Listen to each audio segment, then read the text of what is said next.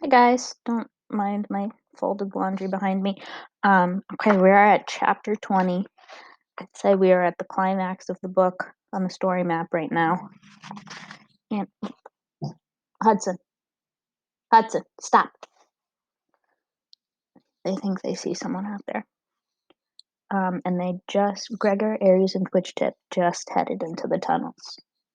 Guided by what she remembered of the labyrinth before her nose was injured, Twitchtip led Gregor and Aries through the maze. Almost at once the tunnel began to divide. Some paths led to intersections that branched off in 4 or 5 directions. Others twisted around like a corkscrew so that it took 10 minutes to cover the distance you could have walked if the path had been straight. As they moved farther into the maze, the tunnels became even more unpredictable. A narrow passage they could barely squeeze through would suddenly open into a huge cavern that would lead to an obstacle course of 4 boulders. It was hardest on Aries since most of the journey had to be made on foot. He hopped along, fluttering, making tiny rapid bat steps in tighter passages, and finally opening his wings with relief when they reached a larger space. Get down, please. Hey, get down. There were there were no Hudson. There were no rats. They must have witnessed your sister's fate, said Twitchtip. The Gnawers think they've defeated you and the Bane is safe. Eventually one will get your scent, and then the fight begins. They drove themselves forward for about an hour, then stopped to catch their breath. You can remember all this, just from what you smelled at the tankard? Gregor asked Twitchtip.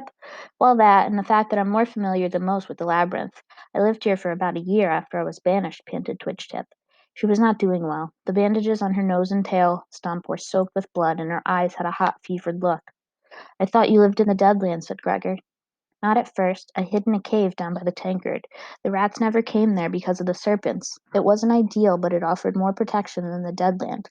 Then, one day, I dozed off gathering mushrooms and a patrol saw me. I had to run, and the only place left was the Deadland, said Twitchtip. I didn't speak to a soul for years. Then I realized there was another rat around. Ripred, said Aries.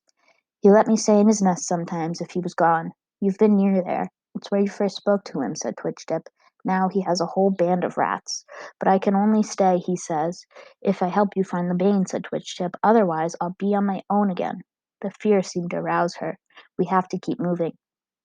As they took off again, Gregor found himself thinking of Ripred, letting Twitchtip stay near him in the Deadland, letting her use his nest and join his pack. These could almost seem like acts of kindness, but were they? Everything was conditional on Ripred getting something back from Twitchtip. Ripred knew he could use her and that incredible nose. Twitchtip was desperate to belong somewhere again. They had a mutual need, like Ripred and Gregor did. For Twitchtip, like Gregor, the question would be what would happen when that ran out. Or was he being too hard on Ripred? He seemed to be friends with Vicus and Solivet. Mom- there had been moments when Gregor thought he'd sensed a genuine compassion in the rat, beyond the sarcasm and the snarls. Maybe things were more complicated for Ragers. They certainly were for Gregor. Twitchtip began to stumble, and Gregor could see she was about to give out. She lost her footing one last time, fell on her belly, and did not get up. He squatted down beside her. Her breathing was rapid and shallow. I can't go on, she said. It doesn't matter. I'm at the end of my scent map anyway. Ahead, the path splits in 3 directions. Your guess is as good as mine, she said. Are we supposed to just leave you here? Said Gregor. I'll rest a while. If the rats don't find me, I may be able to make it back to my old cave, but you have to move forward now. You are close to the Bane. I know it. The rats will smell you soon. Go, go, she gasped. Gregor pulled out a hunk of meat and some stale bread to her. What was there to say? Fly you high, Twitchtip. She laughed, and the blood dripped from the bandage on her nose. Don't say that to rats. What do you say in a situation like this? Asked Gregor. Like this? Run like the river, said Twitchtip. Run like the river, Twitchtip, said Gregor. You too, said Twitchtip. And Gregor and Aries left her lying on the tunnel floor. When they came to the place where the tunnel split in 3, they paused. Gregor had an image of Twitchtip lying in the darkness, bleeding to death. Aries read his thoughts. She is strong and cunning, to have survived in the Deadland on her own. And she has a place near enough to hide. I know, said Gregor. She loathes her life alone. Your killing the Bane is her only hope. If I were Twitchtip, I would not want you to come back, said Aries. Gregor nodded and surveyed the tunnels. Which one looks good to you? The one on the left, said Aries. They followed it for a while, hit another corkscrew, and somehow wound back up at the spot where the tunnels met. On further reflection, I favor the right, said Ares. They took the right tunnel, and within 5 minutes had reached a dead end and retraced their steps to the opening. I think you should choose, said Ares. They headed down the middle tunnel, and after about 20 minutes arrived in a large circular cavern. It was almost perfectly cone-shaped, with the walls slanting up 50 feet to meet at a single point at the top. Around the base, at least a dozen tunnels led out from it, like spokes on a bicycle wheel. Oh, great, said Gregor. Now which way? Ares had no idea. But Overlander, it has been many hours since we fed. If we are to continue, we must eat. When had they last eaten? Gregor tried to think back to the time with Twitch-Tip, through the serpent attack, through the passage to the tankard, through Temp's voice waking him. Although the night to that evening when they were all together, he'd eaten a slab of raw fish and given Boots all of his bread and meat. We shut eyes, he heard her little voice say, and a hot pain stabbed him in the heart. He took a deep breath, pushed Boots out of his mind, and imagined the rats laughing. The ice sealed back over his chest. You're right, we have to eat, said Gregor, and he opened the pack. They sat on the stone floor, choking down the dry food, washing it with water from a leather bag that looked like a wineskin. There's something wrong about it, my still being alive, said Ares out of the gloom. What do you mean? When Henry and Luxa and Aurora are no longer. How many days was it that you first fell? Asked the bat. I don't know, maybe 5 or 6 months, said Gregor. There is a match. Henry and I scored 7 times. A feast was planned that night for Nurse's birthday. The rats seemed far away, and then you ran into the arena with your sister and the crawlers, and nothing has ever been the same. What happened to the world? How did it change so quickly? Said Ares. Gregor knew what he meant. His world had completely transformed the night his dad disappeared, and it had never been right since. I don't know, but I can tell you this. That world, it's not ever coming back. I let my bond die. I am an outcast. Luxa and Aurora are gone. It seems a crime for me to be alive, said Ares. It wasn't your fault, Ares, not any of it, said Gregor. It's like Vigus said to me once. We just all got trapped in one of Sandwich's prophecies. That didn't seem to cheer Ares up much. For a while he was silent. Then his black eyes caught and held Gregor's gaze. Will it make us feel any better, do you think, to kill the Bane? I don't know, said Gregor, but I don't see how it could make us feel any worse. Ares had lifted sharply, in a manner Gregor had begun to recognize. Rats? 2 of them, coming at a run, said Ares. In seconds, Gregor was on Ares' back. The bat shot up into the cone, and they were circling as the rats ran in. There were 2, as Ares predicted, with mud-gray coats and gnashing teeth. There he is, cried one rat. We were fools to leave him with Goldshard, said the other. That will be remedied as soon as these are dead. Although Gregor was well out of range, the rats began to leap for him immediately. They could not reach him, but they prevented Ares from flying down low enough to escape through one of the tunnels. Eventually, Gregor would have to fight them, and it was best to do it now, before Ares tired or more rats showed up. As he pulled the sword from the strap on his pack, the Rager sensation began. He didn't fight it this time. The rats broke up to fragments in his vision, as if he were looking at their reflection in a shattered mirror, but only certain parts were lit. He caught glimpses of an eye, a spot under a raised paw, a neck, and somewhere in his brain he understood that these were his targets. Now, said Gregor quietly, and Ares began to dive. Let's see how long this next chapter is. It's a short one. Okay. Chapter 21. Gregor was almost within striking distance of one of the rats when something caused Ares to veer straight upward. A third rat with an unusual gold coat had bolted into the cone right beneath them. That makes 3 to fight, Gregor thought, as Ares shot up and off to the side.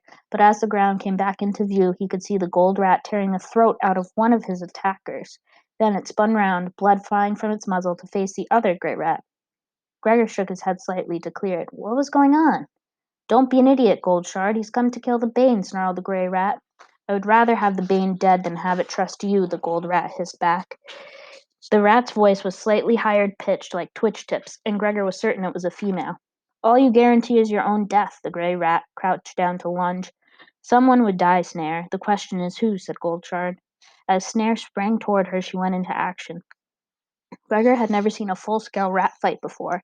Ripred had killed 2 rats in a tunnel en route to rescuing his dad, but they hadn't had time to fight back. Ben, the big scarred rat, had taken on some of King Gorger's soldiers, but Gregor hadn't witnessed it because he was busy leaping to what he had thought would be his death. Now, he had a bird's-eye view. When Goldshard killed the first time, she'd had the element of surprise on her side. This time her opponent was on the offensive, and Snare, who Gregor was pretty sure was a male, was a lot bigger than she was. The combat was vicious. The rats attacked each other in violent bursts.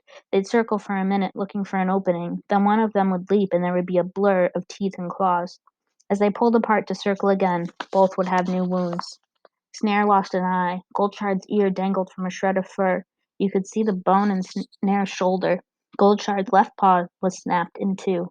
Finally, the gold rat came in on her opponent's blind side and locked her fangs in its neck.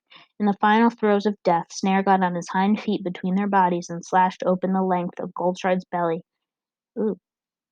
She lost her grip, staggered backward, and collapsed.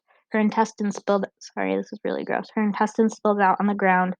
The rats lay a few feet apart, eyes locked in hate, bodies helpless. With a terrible gurgling sound, Snare suffocated in his own blood. Goldshard turned to gaze at Gregor. The look was pleading, and he was sure she wanted to say something to him. "Don't," she whispered. But before she could finish, her eyes glazed over and she stopped moving. "What just happened?" Gregor blurted out. "I do not know," said Ares. "Are they dead?" "Quite dead, all three of them," the bat replied.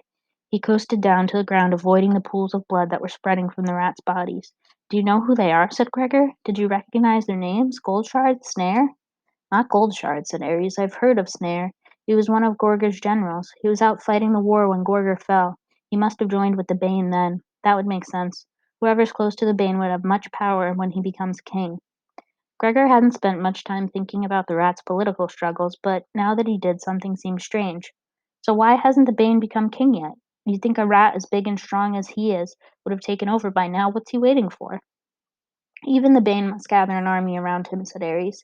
"He has his own enemies among the rats. Ripred, for instance. He wants the Bane dead."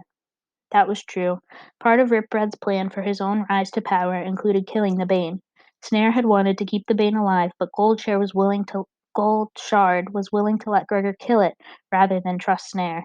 There was something else about Goldshard. That last look she had given him, like she was begging him. What was it the rat had wanted to say to him? Don't? Don't what? Hurt her? It was a little too late for that. Ares had snapped around the tunnel entrance. "How many?" said Gregor. "Just one, I think. It's hard to tell. The path spirals." His chin jerked up again.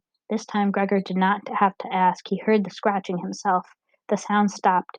Nothing emerged from the tunnel. Suddenly, Gregor knew why. "It's the Bane," he whispered to Ares.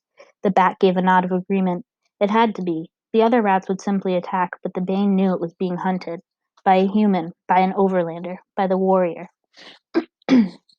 The words of the prophecy of Bane came back to Gregor. "Hear it scratching down below. Rat of long-forgotten snow, evil cloaked in a coat of white. Will the warrior drain your light?" Yes, he would. This was what the warrior had to do. There was another faint scratch. It was in there then, just a few feet away, waiting. The tunnel mouth was small, only about 5 feet high and 4 feet wide. There would be no flying in on Ares. The Bane must know that. He wanted to lure him in alone. Okay, then. He'd face it alone. Gregor slid the pack off his shoulders and onto the ground. He didn't want anything restricting his movements. He checked the switch on his flashlight. It was already on high beam. Gripping the sword, he began to move toward the tunnel. Ares' wing came to stop him. "You cannot fight him in there, Overlander."